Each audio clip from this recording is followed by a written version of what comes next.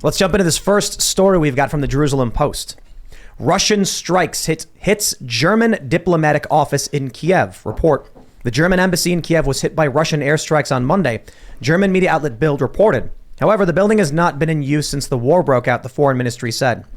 Russian-born journalist and political scientist Serge Sumlemy, probably pronouncing that wrong, now based in Berlin, tweeted about the attack, asking for Chancellor Olaf Scholz and other German officials to issue a response to the airstrike.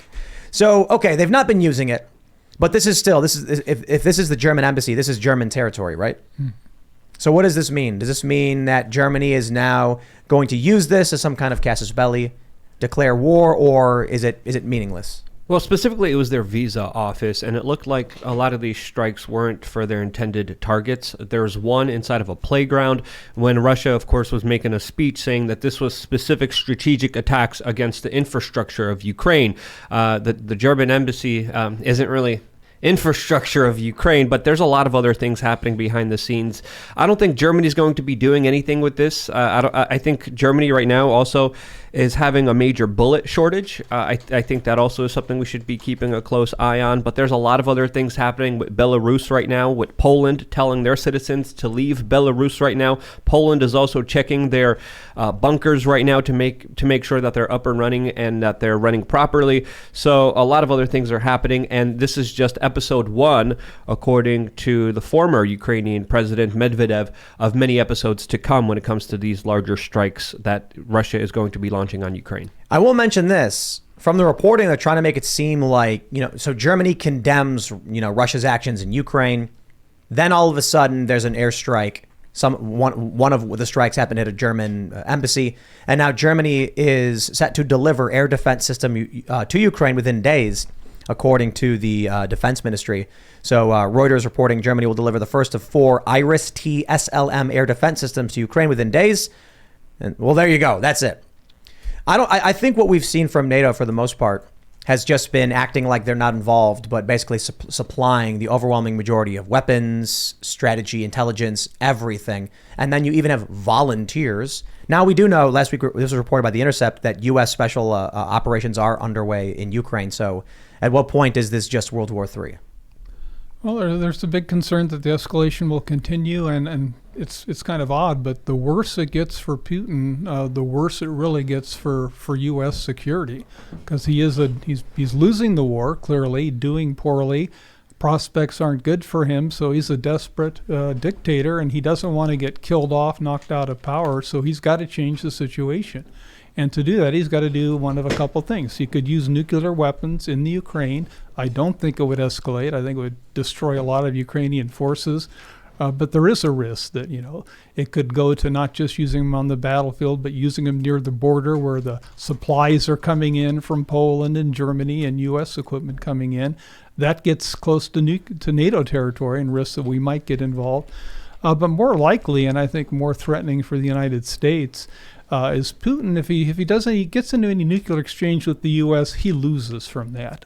We would severely hurt him. We'd of course be massively damaged, but it would hurt Russia tremendously. So I think he's more likely to do something like release a virus clandestinely in the United States and West Europe, something that's not like COVID, but something like human-to-human transmissible avian flu, 60% lethal, highly transmissible. Yeah. And at that point, 60%? That's a lot. Avian flu, if a human gets avian flu, it's not directly transmissible now, but they have your tax dollars were used in gain-of-function research to develop human-to-human transmissible, mammal-to-mammal transmissible versions of avian flu, which is 60% lethal to humans. And if he releases that virus, and the way to do that was published in open source literature a decade ago, and so if Russia releases a human-to-human transmissible form of avian flu, it'll spread like mad. And at that point, who cares about Ukraine? We're trying to stay alive over here. It would be an absolute collapse situation in the United States. Already, who cares about Ukraine? We're trying to survive over here. I mean, the economy's in shambles. We've got Biden. They're sending tons of money off to Ukraine. Most Americans can't even point to it on a map, and we're wondering why it is we are actively involved in a border dispute with Russia and Ukraine. Yeah. I kind of have a little different perspective than you, Drew, just a little bit, because I think we're in this stage where not all options have been kind of used here. I think this conflict is going to be going back and forth. Now with the winter coming to Ukraine, a lot of the forces are going to be stalled, and I think it's going to be like that for a very long time. I think the concept of a Kissinger limited perpetual war is something that we truly face the reality of, and I see Putin having a lot more options at the table before going nuclear, before even going bioweapon, before even going, full crazy madman as people describe him in the media. Before doing that, I think there's other conventional weapons of war that he could release. There's other attacks he could do on the Ukrainian infrastructure, and I think he's going to be using those methods first, even though the threat of nuclear war is serious. But I think it's less probable than a more aggravated, bigger escalation on the ground, from my perspective. I don't think Putin's yet begun to fight. I think what we've seen, it's like ground forces in the east. Now with these missile strikes over Ukraine, I think if Putin wanted to, he could unleash substantially more destruction on the country if he really felt he had to. Yeah, like what we did in Afghanistan and Iraq was nowhere near even an inkling of the capability we had of destruction, because we didn't want to destroy it, we wanted to conquer it. And he doesn't want to destroy Ukraine, he wants to conquer it, or at least eastern Ukraine. Yeah, well, General Petraeus was on recently saying that he thinks that Russia's in an absolute no-win situation there, and it's getting worse for them. And I tend to agree with that assessment, that Russia has clearly lost this war in a conventional fight. Them mobilizing isn't going to do anything near term, and their troops just are not motivated for understandable reasons. They're not defending Russian homeland; they're invading another country, and so the situation is bad for Putin. It's also horrible for him on the home front. Bad things are going on there. So I think he could now already be in a desperate situation, but he's not going to be desperate. He's a smart, ruthless, evil man. So he's not going to do something desperate like launch a nuclear strike on the United States. That would be incredibly stupid. He is not stupid. He's brilliantly ruthless, evil. So what I think he's far more likely to do is release a clandestine bio attack on the United States. That's the smart thing to do. What's the over-under for small tactical nuclear weapon? What's the betting odds, in your opinion, for this bioweapon? What do you think is most likely by percentage? I think Putin, the smartest, most effective thing he could do would be to get a distraction that takes Ukraine off the map and gets our support, both the U.S. and the Western European support, eliminated quickly.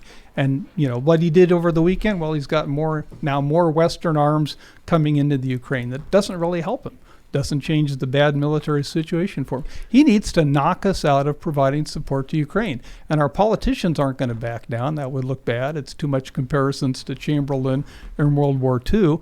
So he's got to do something different and drastic. And the way to do it is a clandestine, again, not an overt, but a clandestine release of a bioweapon. And they've absolutely got all kinds of viruses, smallpox, you name it, they've got it. But so they release it over here.